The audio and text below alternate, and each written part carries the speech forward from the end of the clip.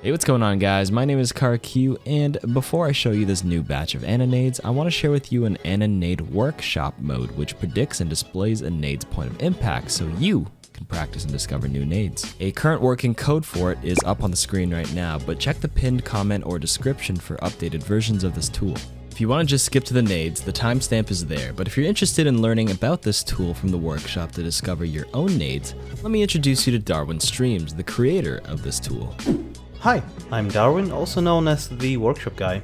Ana happened to be my most played hero, so I decided to make something to improve my mechanics, and finding the nade spots is always very tedious, so I made a tool that makes this process 10 times easier. To start, I wanted to implement a visual effect on the nade's landing point, and a toggleable camera as well. The problem was that we currently can't return projectile values to know where the nade is gonna land, or when it hits. That's why I decided to calculate the whole path using just basic projectile motion math, including equation for ballistic projectile.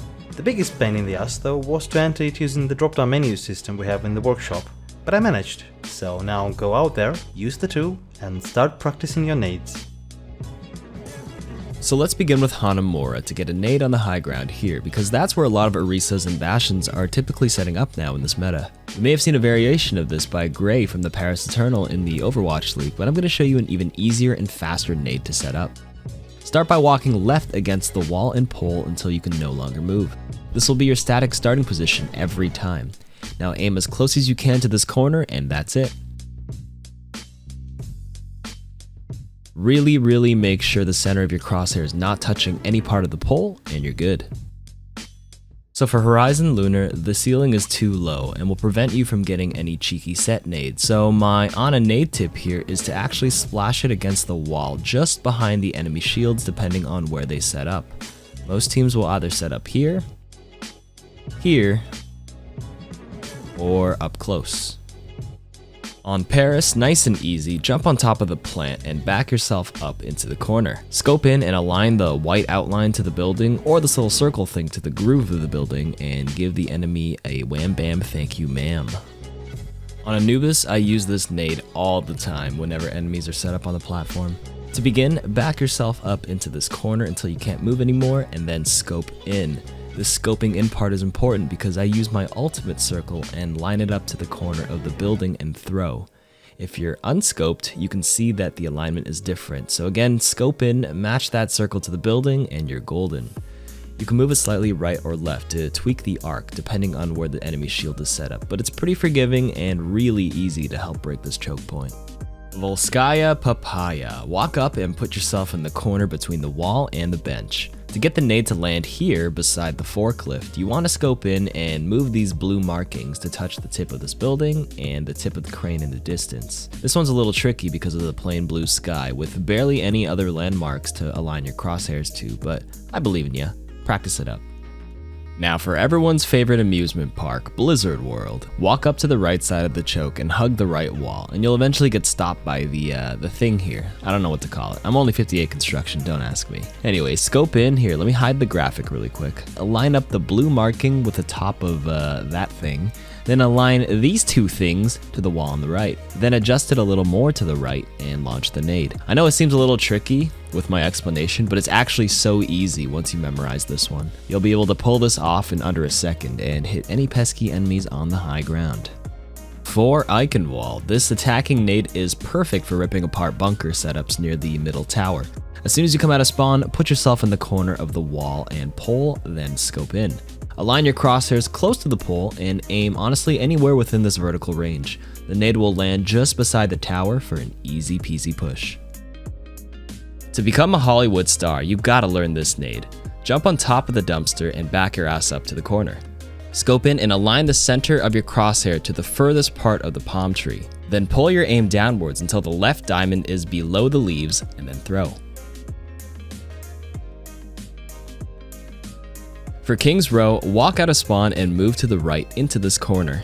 Scope in and align your crosshairs to the corner of the building. Then move it upwards until the ultimate meter is somewhere inside it.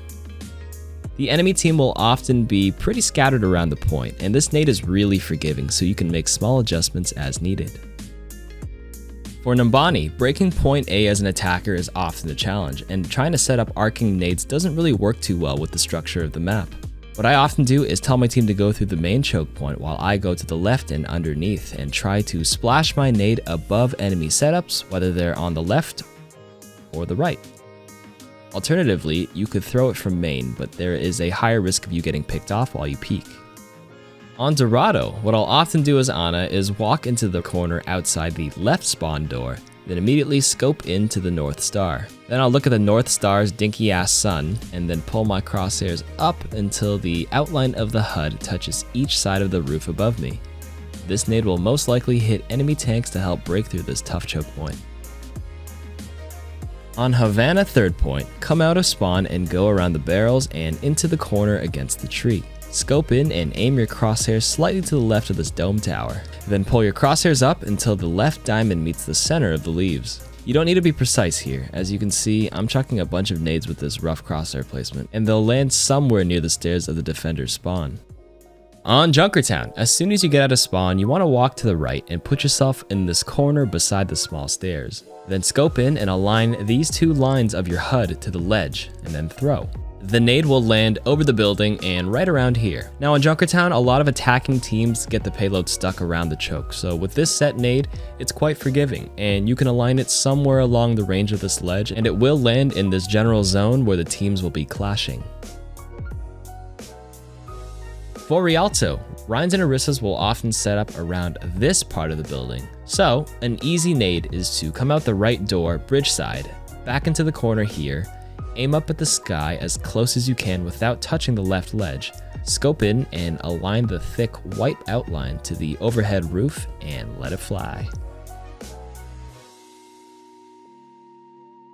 Route 66 is actually one of my favorite nades because like 90% of the time enemy teams I face always start off on top of the gas station, as you can see in this recent clip of mine here.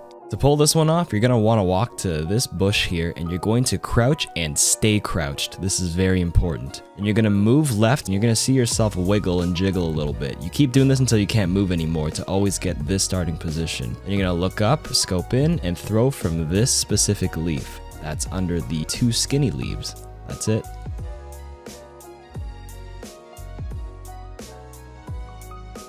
On Gibraltar, one of my favorite nades to challenge snipers or other heroes up on the high ground without peeking them is to first walk up here behind cover, then have your crosshairs just slightly above the rocky terrain. And don't worry, your nade won't hit the rock because of its projectile arc, and it'll land just behind the blue box.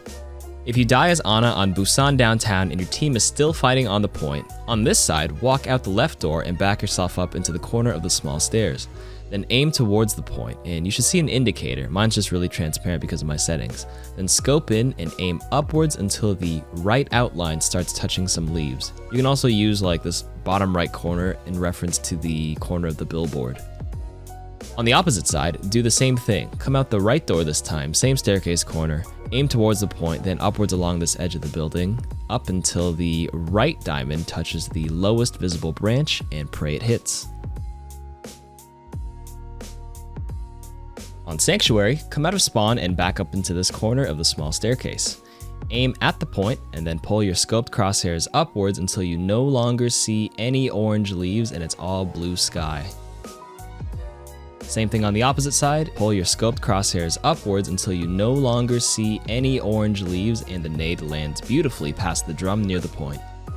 On MEKA base, this variation of Busan falls into the problem of having a closed roof, so you can't pull off any spawn nades. My recommendation is to get used to splashing nades off the walls of each of the entry points to get around shields, nothing more.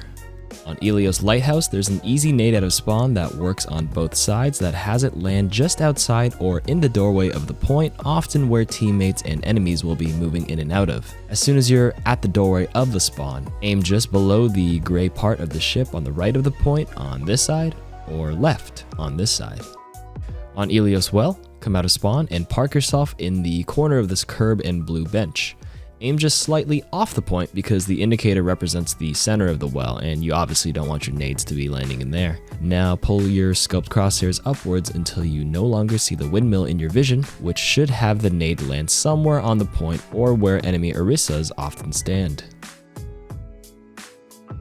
On Ilios Ruins, it's a similar spawn nade where you kind of just walk up to the exit of the door, aim roughly just below the gray part of the ship, and throw. The only issue on this map is that you want to aim either slightly left or right of the indicator because there's a giant pole in the way. Pick a side and toss it as soon as you spawn, eyeball it, and no worries because it's really forgiving.